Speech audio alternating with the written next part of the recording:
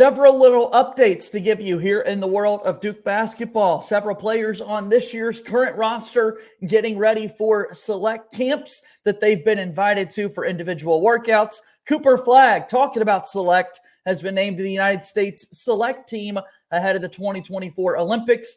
A UNC star admits to growing up a Duke basketball fan, and we've got some NBA free agency updates to give you for guys in the Brotherhood. All of that and more coming up right here on today's episode of Locked On Blue Devils. Hi, everybody. Dick Vitale. Hey, make sure you listen, man, to Locked On Blue Devils with JJ Jackson. He's awesome, baby. You are Locked On Blue Devils, your daily podcast on the Duke Blue Devils, part of the Locked On Podcast Network, your team every day.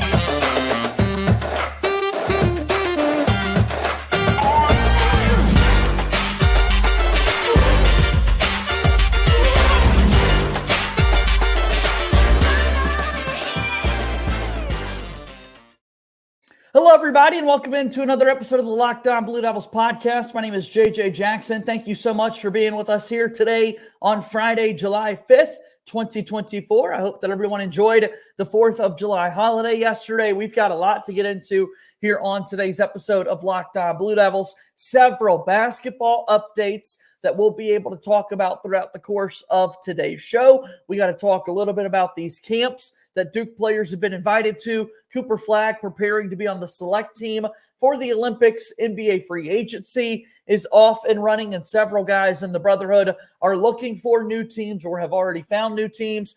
There's a former UNC star who admits to growing up a Duke fan. Several things have been in the headlines over the past couple of days, and we're going to discuss all of that and more with our good pal Kevin Connelly, the site expert for Ball Durham. If you have not done so already, please be sure to follow and subscribe to Locked On Blue Devils for free, wherever it is that you get your podcasts. Also, make sure that you check us out on YouTube, subscribe to our YouTube channel, like this video, share it with your friends. Our continued growth with Locked On Blue Devils is all thanks to you for your support each and every day. Follow us on X at LO_Blue Devils, and I'm there as well at _JJ_Jackson_. So without further ado, the aforementioned Kevin Connelly is here with us once again. Kevin, I hope that you and your family enjoyed the holiday. Glad to see you once again. And we've got several little topics to talk about today. How are you?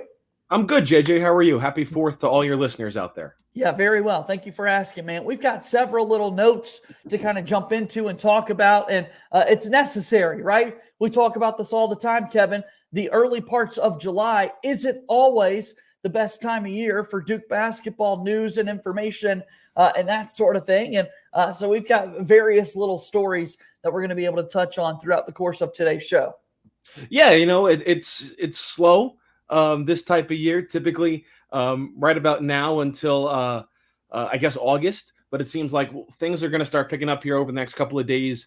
As you mentioned, some of these select camps. Obviously, we have the Olympics to look forward to. When does that get started? End of July, mid-August, something like that. But obviously, I know a lot of Duke fans are looking forward to watching not just Team USA, but the other countries as well. We talked about Jason Tatum, and who knows what's going to happen with Cooper Flagg. Could one of these big-time players get injured in training camp or pull out? And does Cooper Flagg get elevated? We don't know. And then obviously Kaman Malawak playing for South Sudan, who I think he's going to play against Team USA in an exhibition later this month. So that'll be something interesting to watch too. But yeah, there's some little bit news and notes that we could tackle into here a day after the 4th of July. Yeah, let's go ahead and we'll talk about the Olympics. I think that's a good place to start, and we could start with this year's current Duke basketball team. The tie-in there, of course, we mentioned Coach K and all his years being so devoted to USA basketball. Right now, we've got Grant Hill as the managing director of USA basketball itself. Jason Tatum is on the senior team ahead of this year's Paris Olympics. But Cooper Flagg is a part of the select team, the only college basketball player that gets that honor. Pretty impressive. What does this mean, Kevin? Well, it means that even USA basketball sees him as the heir apparent, right? I mean, when you look at like the roster, obviously you have players like Jason Tatum on there who are going to probably still have another Olympics in them, because you figure this is going to be the last Olympics for guys like Steph Curry and LeBron James and some of the older stars in the NBA. But Jason Tatum is going to be right there to fill their shoes. But I mean, I'd be hard pressed assuming Cooper Flagg pans out how everyone thinks he's going to pan out, he's going to be on the Olympic roster for 2028, right? Do I get that right? 2028? Yep. He's going to be on the roster. I mean, if he's on the select team right now, I'd be very surprised if he's not on that 2028 Olympic roster. And as I said just a couple of minutes ago, who knows? Does Kawhi Leonard get injured at training camp this weekend, and Cooper Flagg really shines in the workouts and the practices and the scrimmages with the select team? And does he get put on that last spot on the Team USA roster? I don't know. Probably would be difficult for them to justify that. But I mean, you're looking at a group of NBA players, probably one of the best teams that has been assembled. Some guys aren't going to play. So do you want to put another NBA player at the end of the bench knowing that you're really not going to play that much? Or would you put a guy like Cooper Flagg, who going into it, you already know he's not going to play a lot, but still traveling to Paris, being around these guys, getting that experience before he even plays his first college game? I think that's going to be something to look forward to if it happens this weekend. And certainly just being around those guys at training camp is going to go a long way for him, because he's the first college player since Marcus Smart and Doug McDermott to be named to the select team to participate in the men's basketball Olympic training camp. Yeah, such an incredible honor for Cooper Flagg. This weekend, starting in Las Vegas, he's going to get to go face-to-face with some of the absolute best players in the world.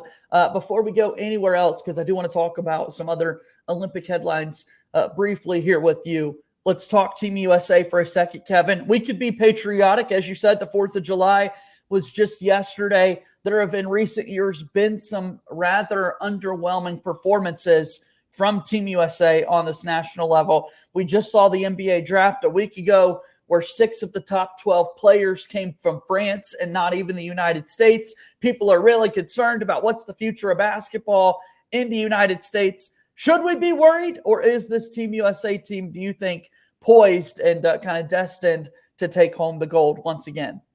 I think they are destined to win the gold medal. I do think it's not going to be as easy as it has in past Olympics. I don't put a lot of stock into the FIBA World Cups. Like, for being honest, we're not sending our best. Yes, Jason Tatum was on that team, but there was no Anthony Davis, LeBron James, Steph Curry, et cetera, going down the list of the NBA superstars. So, yes, I think there will be challenges.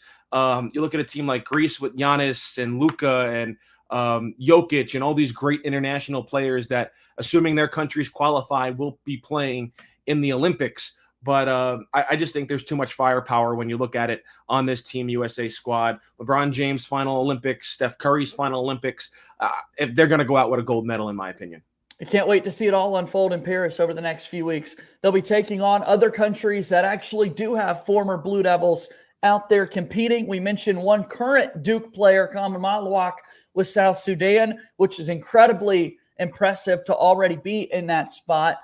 Duke has always had an Australian connection of sorts, right? And so Tyrese Proctor, of course, not playing with the senior team at the Paris Olympics, but Jack White, a former Blue Devil, invited to training camp with Australia. He did not make the final roster, but he's got his foot in the door there with international basketball with the Aussies. And then it's RJ Barrett with Canada right now, who's going to be on their senior national team.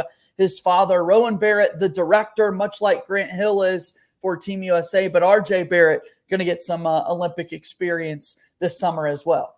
Yeah, there's a lot of Blue Devils sprinkled all throughout the Olympics. And one thing to add to that, Luol Deng, he is the managing director for Team South Sudan.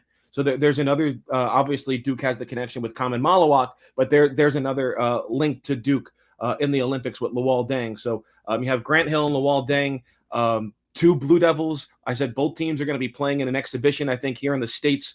I believe it's going to be in the States. Don't quote me on that. But before both teams head over to Paris, so it's going to be an exciting couple of weeks of basketball here leading up to the Olympics, because you really start to feel it now. I saw a post earlier this morning that Steph Curry was the first player to arrive in Las Vegas for training camp. So they're all ready to go. I think the first practice is tomorrow. So going to be interesting to see the press conferences and news and notes that come out of this weekend in Vegas. Can't wait. Let's chase that gold medal. We, of course, are proud to be American. We love basketball. We'll see what can be done there. All right, we'll take our first break here on today's episode of Locked On Blue Devils, and we've got more content and conversation coming your way here in just a moment after this timeout.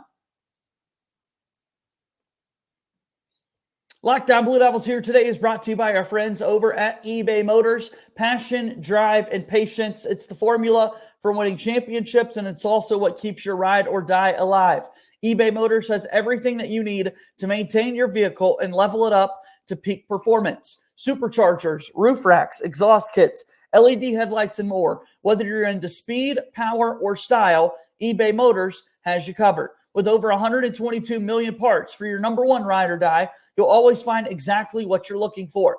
And with eBay's Guaranteed Fit, your part is guaranteed to fit your ride every time, or you're getting your money back. Because with eBay Motors, you're burning rubber, not cash. With all the parts you need at the prices you want, it's easy to make your car the MVP and bring home huge wins. Keep your ride or die alive at ebaymotors.com. Eligible items only, exclusions apply.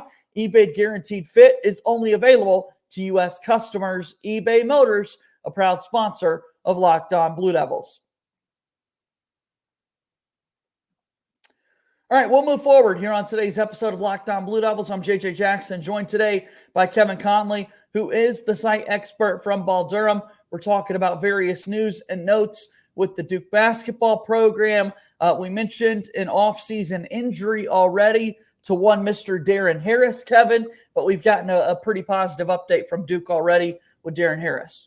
Yeah, they put out a photo dump of one of their recent practices, and he was out there dribbling with his right hand, had surgery on his shooting hand, his left hand, but he's back out there shooting, dribbling with his right hand, so certainly good to see. Typically with those hand injuries, you assume the player is going to stay in shape because it's a hand injury, not a leg injury. You can keep running, but to see him out there dribbling with his non-surgically repaired hand was certainly a good sight for Duke, and seems to be on the fast track to recovery for practice in the late summer, early fall. Yeah, excited to see what he's going to be able to do for this Duke basketball team. A lot of people believe maybe not the largest role in terms of on the court, what you're going to see from Darren Harris, but the experience that you're going to get as a freshman in college basketball, coming off the bench in these practice settings and that sort of thing. You don't want to miss any time at all. And I do think Darren Harris has a good future with Duke. He was the first member of this recruiting class. He's long been committed to Jon Scheyer and this coaching staff. Yeah, you know, it's interesting when you have a freshman and when they unfortunately suffer an injury, it feels like it's better to do it now than do it later in the summer or even during the season, because then you could fall so far behind. And even when you return, you still can't crack the rotation. So while you still are working out the kinks and everyone's trying to get on the same page with team chemistry, it feels like if you're going to get hurt, now's the time to get hurt as compared to September, October, and then obviously November, December, you're already into the season. Talking about some other notes here with the Duke basketball team in regards to this year's roster. Throughout the course of this week, we've seen a group of Blue Devils working at various skills academies across the country. So not everybody has been plugged in Durham, so to speak, but guys definitely still getting their basketball work put in. Tell us a little bit about this, Kevin. Yeah, so Jason Tatum and Chris Paul had their select camps this past week, and 4 Blue Devils were invited and took part. Tyrese Proctor, Isaiah Evans, Sion James, and Con Kneppel were all taking part of that.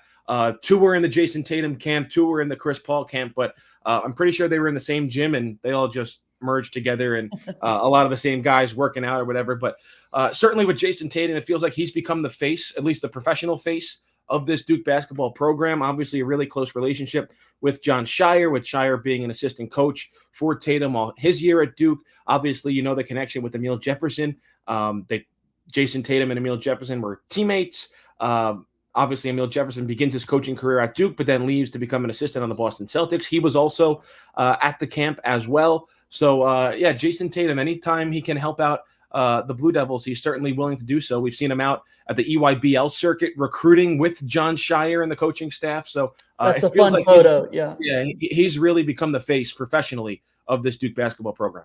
All right, so those 4 guys that you mentioned, Proctor and James on the Chris Paul guard side of things, Evans and Kneppel there with Jason Tatum, just a good opportunity to work on your skills, right? I mean, they're top high school players at these events. Some of these guys even went to the events as high schoolers, and then college players invited as well. I know RJ Davis at UNC took part in the CP3 camp as well. So Proctor and James getting a little bit of off-season interaction with RJ Davis. What can this do for their games, you think?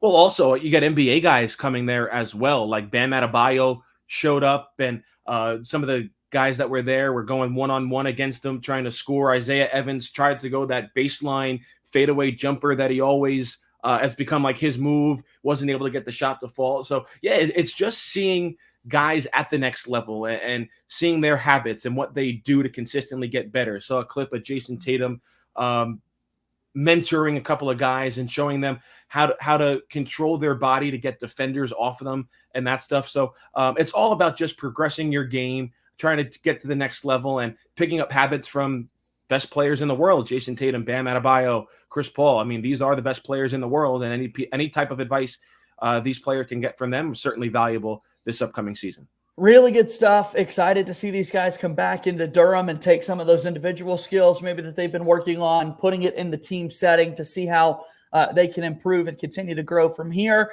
Same with Cooper Flagg, right? After a week of working with the select team before the senior men's national team heads off to Paris for the Olympics, how much greater of a player can Cooper Flagg be after working with some of the best in the world and that sort of thing. Really excited to see what's next for the Duke basketball team in particular. All right, we've got to take one more break here on today's show, and then when we come back, we'll start to wrap some things up here on this Friday episode of Locked On Blue Devils. Locked On Blue Devils here today is brought to you by our friends over at Gametime. That's right. When we're talking tickets, Gametime is now an authorized ticket marketplace of Major League Baseball, which makes getting tickets faster and easier. Prices on the Gametime app actually go down the closer that it gets to first pitch. With killer last-minute deals, all-in prices, views from your seat, and their lowest price guarantee, Gametime takes the guesswork out of buying MLB tickets. You could save up to 60% buying last-minute tickets for sports, concerts, comedy, theater, and so much more. Save even more with exclusive in-app deals on select seats ahead of the game or event. Get a panoramic view of your seat in the app before you buy. Again, take the guesswork out of buying MLB tickets with Gametime. Download the Gametime app, create an account, and use code LOCKEDONCollege for $20 off your first purchase. Terms apply. Again, create an account and redeem code LOCKEDONCollege, LOCKEDONCOLLEGE for $20 off. Download Gametime today. Last-minute tickets, lowest price guaranteed.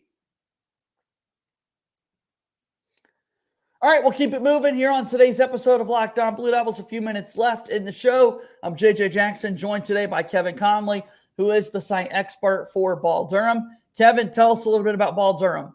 Well, Ball Durham, we got everything you could possibly want on Duke basketball and Duke athletics. We're all over even this slow season. Right now, we're talking a bunch about the Olympics. Obviously, we'll be all over Cooper Flagg this weekend and early into next week about how he performs at the USA Basketball Select Training Camp with the Olympic team, and obviously all the other news and notes that come out of this Duke basketball program over these summer months. We'll be on top of it over at Ball Durham, and you can follow us on Twitter at @Ball_Durham. All right, let's kind of close out today's episode with some more storylines that we want to discuss. It's obviously NBA free agency time. A lot of people looking for new teams, looking for new deals. We had a couple of big dominoes fall at the beginning of the week, Kevin, right? When free agency opened.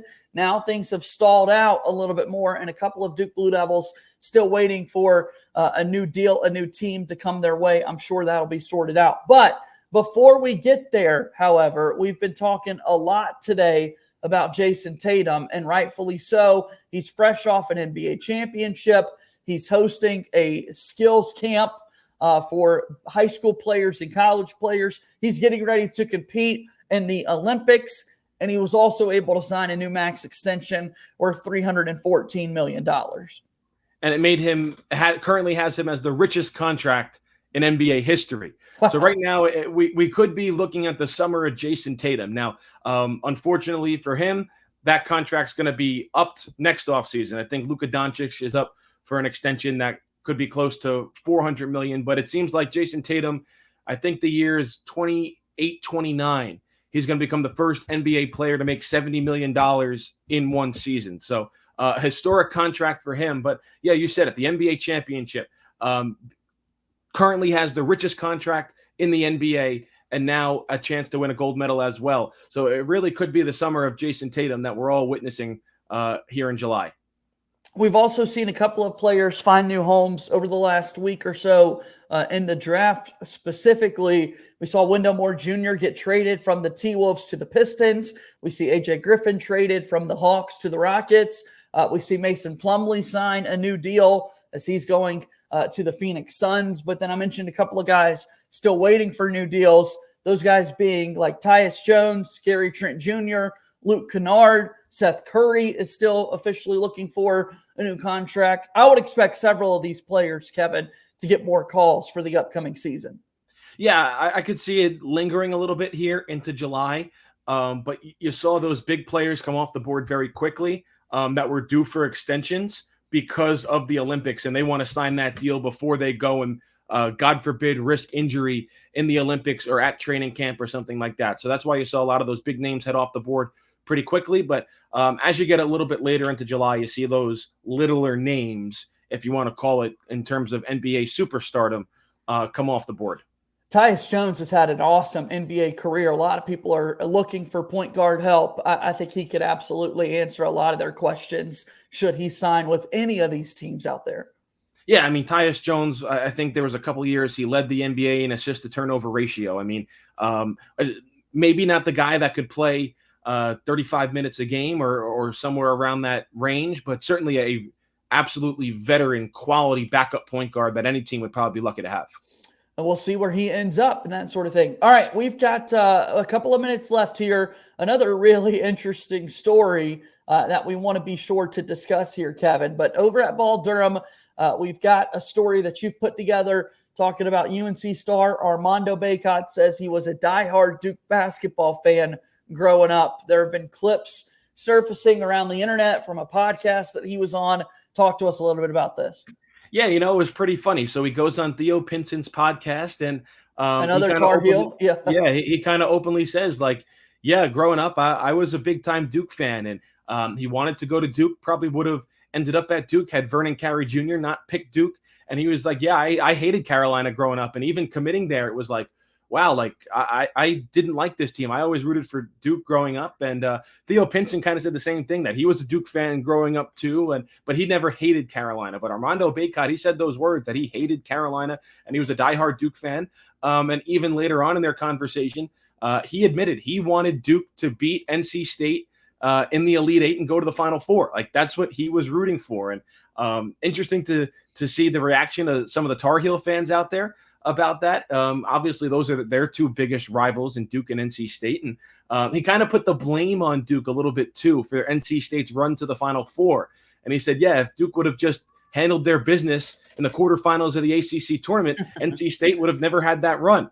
But, yeah, it was pretty funny to watch. I know Duke fans probably aren't inclined to listen to a podcast of a couple of Tar Heels, but certainly for most of it, it was an interesting listen. So go check that out, Theo Pinson's podcast with Armando Bacot, and you'll hear them both discuss their stories of how they grew up Duke fans, and in Armando Bacot's case, how he hated Carolina growing up. And we've seen this before, I think, for both ways, right? Guys that grew up on one side of the rivalry end up competing for the other. Certainly, so many house-divided situations and marriages have developed with the Duke and UNC rivalry, right? We've seen siblings play on opposite sides of the rivalry, high school teammates, and Gerald Henderson and Wayne Ellington both going to play for various teams. But I think a lot of Duke fans and UNC fans certainly can relate to the disdain, maybe, the lack of like for NC State, right? There's a level of respect with one another, but not so much when NC State's out there and doing various things that they're doing on the hardwood. And so fun for Armando Bacot to even talk about this run that NC State went on this past season all the way to the Final Four. Yeah, and it gets, I guess, even a little bit of a preview into the minds of, or an inside look, I should say, at the minds of North Carolina fans. So when Duke and NC State play each other, maybe they're rooting for Duke over NC State. I don't know. I wouldn't know, because I wouldn't know what they think in those rivalry matchups. But yeah, at least one of the star players on North Carolina, who had already been eliminated in the NCAA tournament, was rooting for Duke when those two teams played with a Final Four trip on the line. There you go. I love it. Well, Kevin, this has been a great conversation today. We've been able to talk about a lot of different things going on in the life of Duke basketball. I encourage people to go check out your work at Kevin Connelly 24 on X, also at @ball_Durham. Thanks for the time as always, Kevin. We'll do this again soon, okay? Thanks, JJ. All right, that's Kevin Connelly joining us here on today's episode of Locked On Blue Devils, and that brings us to the finish line once again. Another great episode here of Locked On Blue Devils. Make sure that you like this video on YouTube, share it with your friends, and subscribe to our YouTube channel. Leave us a 5-star rating and written review on the Apple Podcast platform, and really do appreciate all of your support. That'll do it for today's show. As always, go Duke. I'll talk to you on Monday. My name is JJ Jackson. Thank you and good day.